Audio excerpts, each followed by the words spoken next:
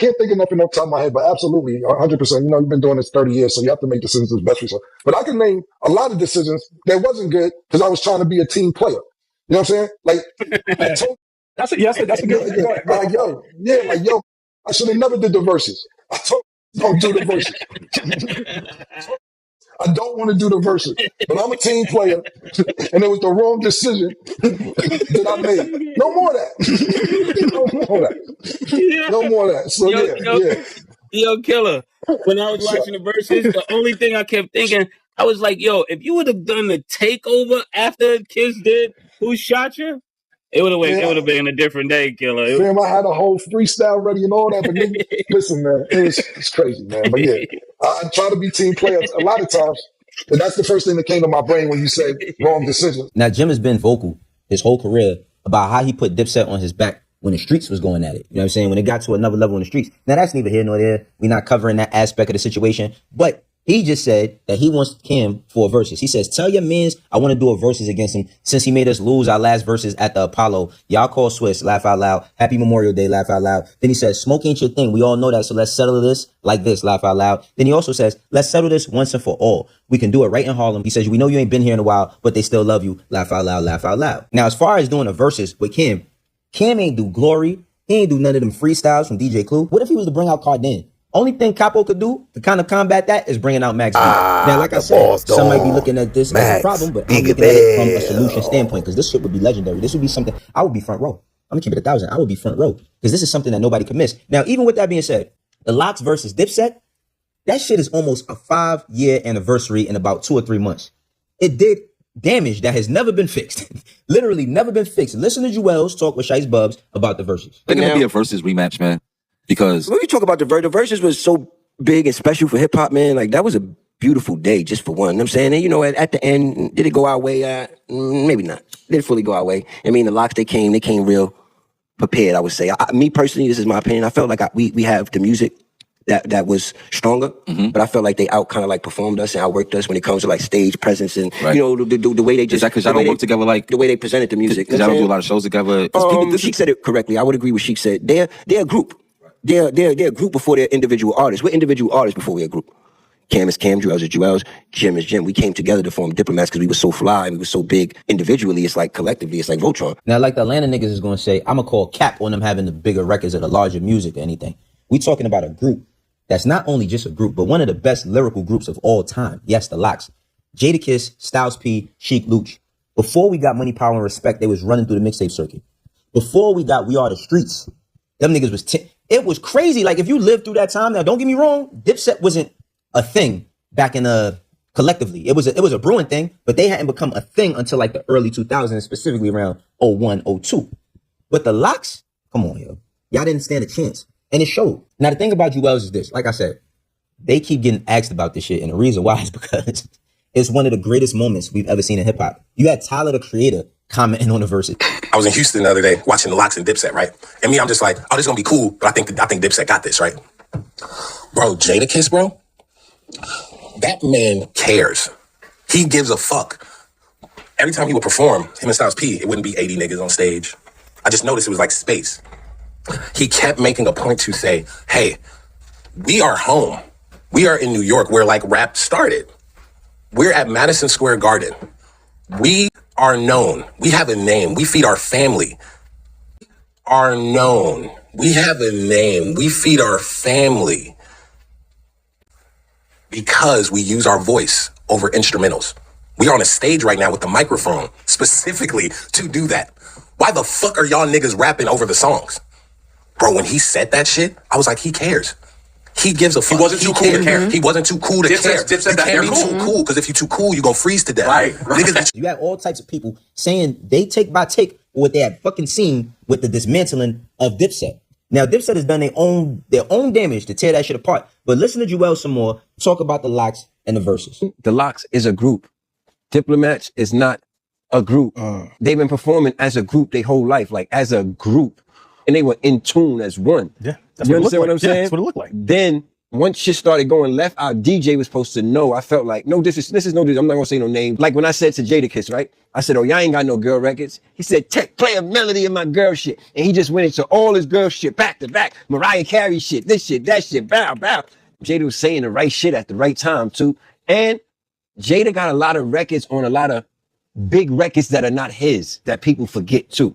So not only are you battling against Jadakiss, you battling against, it might be a Biggie record that's a #1 record that Jada had a verse on.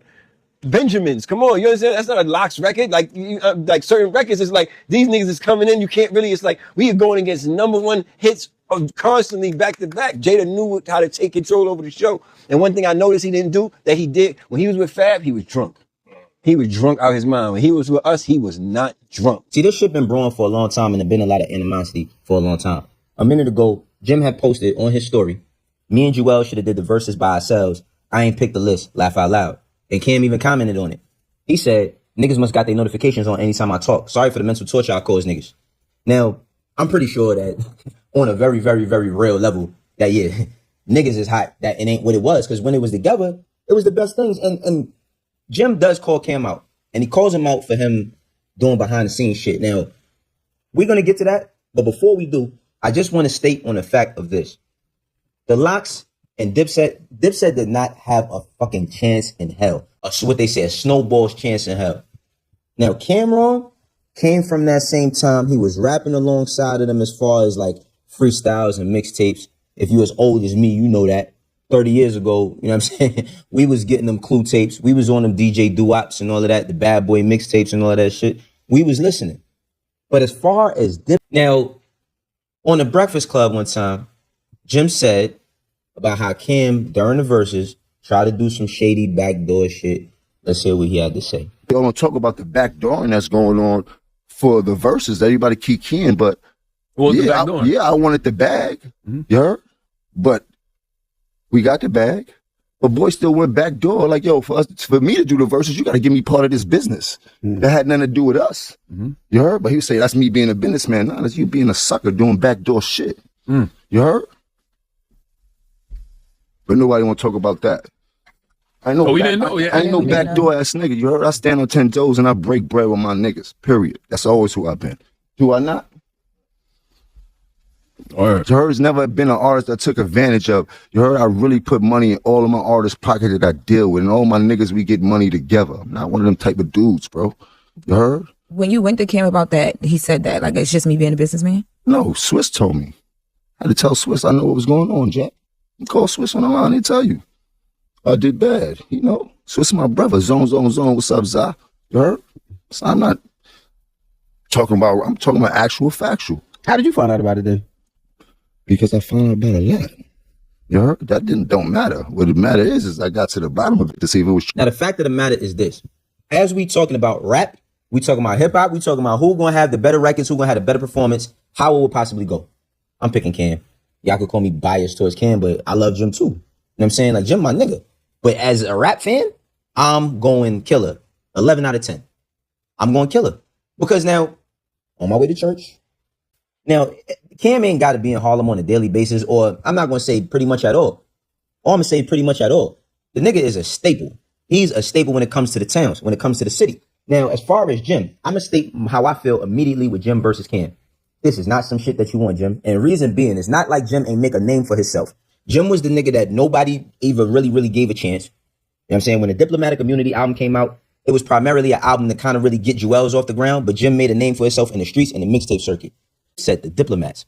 Jim has built himself into a solo artist outside of that. Now, like I said, that cover is what kind of ruined everything because it drew a line in the sand kind of when people didn't know where Diplomat stood. When shit was really early and you didn't have this much information that you have today. See, it was no podcast back then. Niggas was doing DVDs and doing interviews on the radio, and that's how you got your information unless you got it from a magazine. Now, with that being said, nobody knew how bad the turmoil was between them.